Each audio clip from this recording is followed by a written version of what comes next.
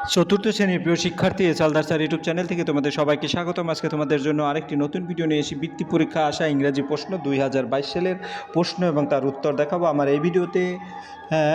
তাই তোমাদের আজকের যে আলোচনা সেটা হবে গিয়ে হলো, তোমরা একটু ভালো করে যদি দেখে নাও, বৃত্তি পরীক্ষার সেরা প্রস্তুতি 4। ইতিপূর্বে আমি আরও 3টি সেট তোমাদের এই ইউটিউব চ্যানেলে দিয়ে দিয়েছি। বৃত্তি পরীক্ষা 2022 সনের যে প্রশ্ন তার সমাধান দেখাবো, আর পাশাপাশি বৃত্তি পরীক্ষার সেরা ছাত্রদের গল্প তোমাদের শোনাবো।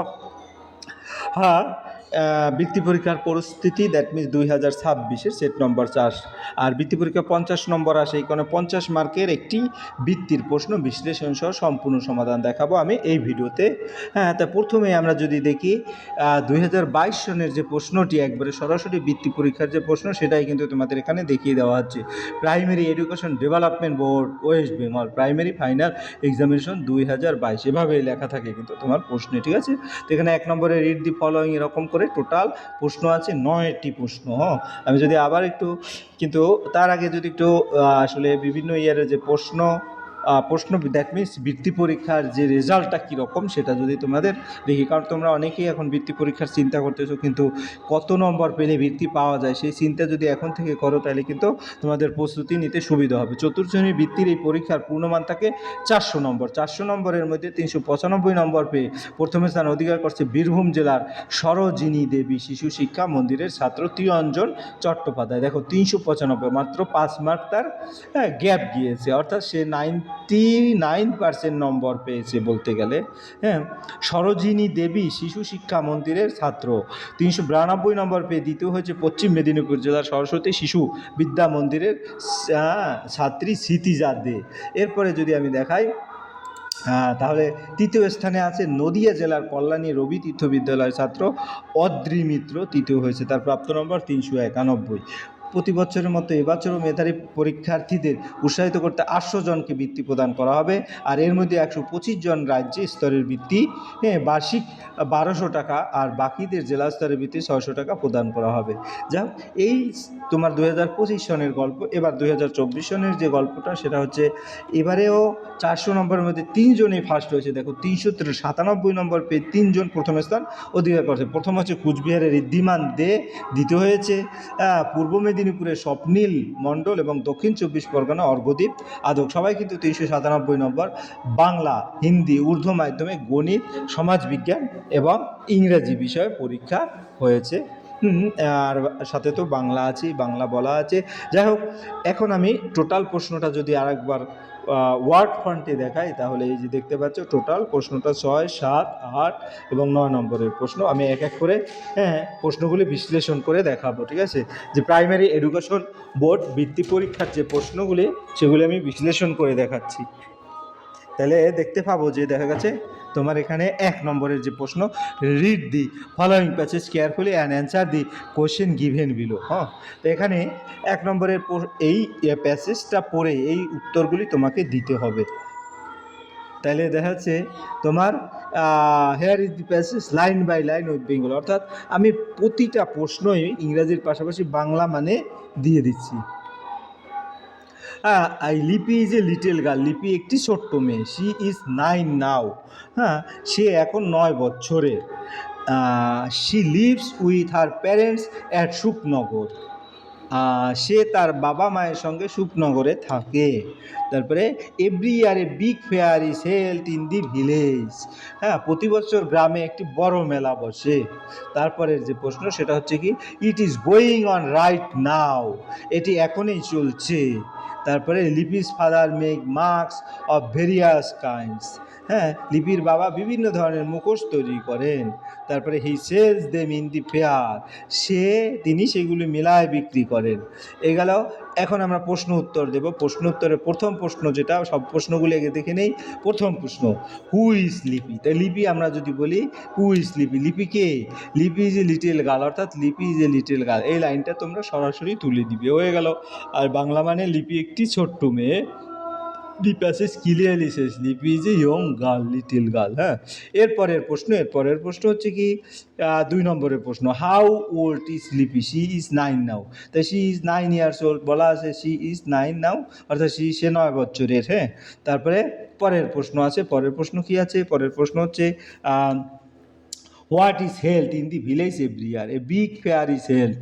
হ্যাঁ, এই যে দেখো, a big fair is held in the village every year. Every ইয়ারটা আগেও লিখতে পারো, পরেও লিখতে পারো। প্রতি বছর গ্রামে একটি বড় মেলা বসে, অর্থাৎ এই লাইনটা জুড়েই তোমার উত্তরটা আছে। এরপর পরের প্রশ্ন, উইথ হোম ডাস লিপি lived at Shuknagar?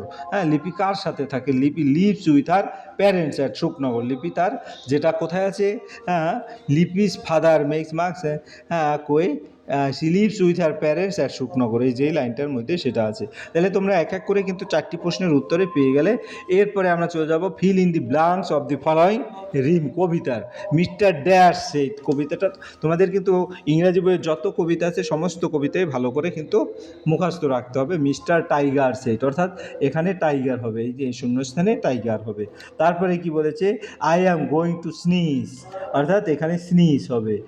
So he put his dash down, head down, এখানে হেড হবে। আর বিটুইন হিজ, এটা নিস। আমরা যদি বাংলাটা দেখি, হ্যাঁ, মিস্টার টাইগার বলল আমি হাঁচি দেব, তাই সে তার মাথা নিচু করলো তার হাঁটুর মাঝে। এই তো এরপরের প্রশ্ন, right 4 sentence about any one of the following. 3 নম্বরে ঈশ্বরচন্দ্র বিদ্যাসাগর, নেতাজি সুভাষচন্দ্র বসু এবং মাই মাদার, এটা দিয়ে প্রতিটার ক্ষেত্রে যে কোনো একটার উত্তর দিতে হবে, 4 সেন্টেন্স লিখতে হবে। তো ঈশ্বরচন্দ্র বিদ্যাসাগর দিয়ে যদি আমরা 4 সেন্টেন্স লিখি, ঈশ্বরচন্দ্র বিদ্যাসাগর ওয়াজ এ গ্রেট ম্যান। হ্যাঁ, এই হি ওয়াজ বোর্ন, ঈশ্বরচন্দ্র বিদ্যাসাগর, আমি বাংলা একটু করে, হি ওয়াজ বোর্ন ইন 1820। তারপরে he was very kind and learn, তিনি বেশ দয়ালু এবং শিক্ষিত। He love poor people. আমি একসাথে যদি বলি, ঈশ্বরচন্দ্র বিদ্যাসাগর একজন মহান মানুষ ছিলেন। তিনি 1820 সালে জন্মগ্রহণ করেন। তিনি খুব দয়ালু এবং জ্ঞানী ছিলেন। তিনি গরিবদের সাহায্য করতেন। হি হেল্পস পুয়ার পিপল, সাহায্য করতেন। হ্যাঁ, গেল। এরপরে Netaji Subhash Chandra Bose. Netaji Subhash Chandra Bose was a great leader. Netaji Subhash Chandra একজন মহান নেতা ছিলেন। হি ওয়াজ বোর্ন ইন 1897, তিনি 1897 সালে জন্মগ্রহণ করেন। হি লাভড হিজ কান্ট্রি, সে দেশকে ভালোবাসতেন। হি ফট ফর ফ্রিডম, তিনি স্বাধীনতার জন্য লড়াই করেছিলেন। এরপর মাই মাদার দিয়ে যদি আমরা, my mother is very kind, আমার মা খুব দয়ালু। She takes care of our family, তিনি আমাদের পরিবারের যত্ন নেন। She works hard all day, সে সারাদিন পরিশ্রম করেন। হ্যাঁ, I love my mother very much, আমি আমার মাকে খুব ভালোবাসি। তাহলে এই 3 নম্বরের প্রশ্ন হয়ে গেল। এবার 4 নম্বর, fill in the blanks with correct word from the bracket anything. My name dash is হবে, মাই নেম মানে মাই মানে একজন, কাজে ইস হবে এখানে। তাহলে আমরা উত্তর দেবো মাই নেম ইজ, এখানে ইসটা হবে, ঠিক আছে। Dash sky is blue, the sky is blue, কারণ এটা নির্দিষ্ট করে আকাশকে বলেছে। আমার নাম মীরা এবং দেশকে আকাশ নীল। We are dash to school, go না going? We are going to school, কারণ এখানে সাবজেক্টের পরে একটা অক্সিলারি ভার্ব আছে, তাইলে আর গোয়িং টু স্কুল হবে, ঠিক আছে, আমরা স্কুলে যাচ্ছি। হ্যাঁ, তারপরে this is dash umbrella, this is an umbrella, ঠিক আছে, এটি একটি ছাতা। গেল 4 নম্বর।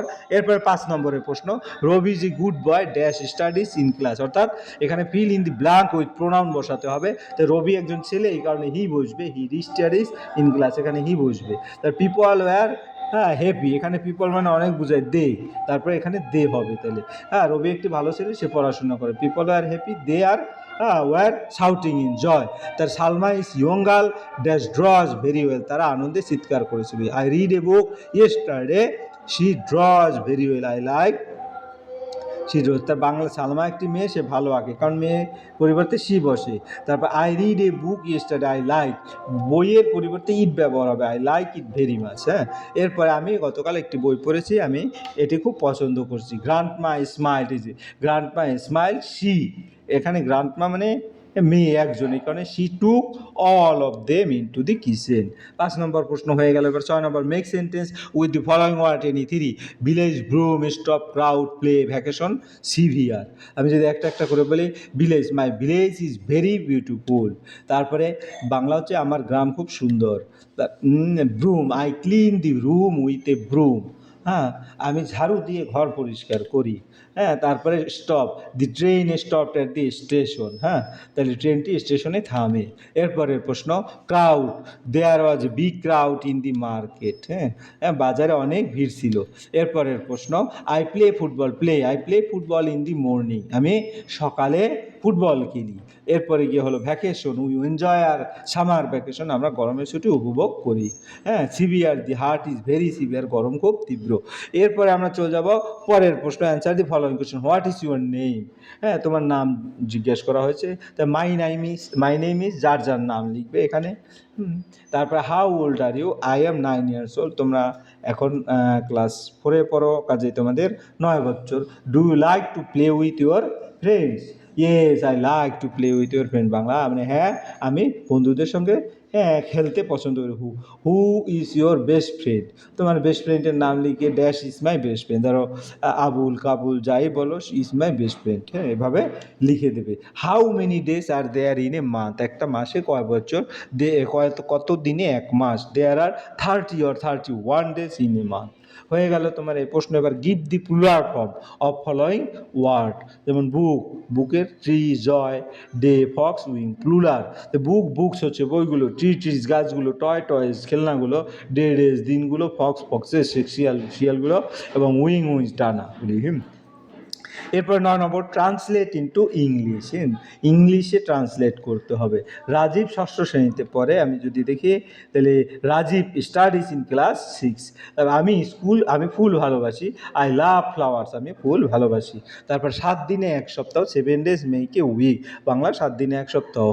সূর্য একটি নক্ষত্র, দি সান ইজ এ স্টার। তারপরে তোমার কি, আমি এই কলম দিয়ে লিখি। তা আমি এই কলম দিয়ে লিখি, তাহলে কী হবে? I write with this pen, আমি এই কলম দিয়ে লিখি। হয়ে গেল। এই ছিল তোমাদের সামগ্রিক যে প্রশ্ন, তার সামগ্রিক উত্তর। আর ভিডিওটি যদি মনোযোগ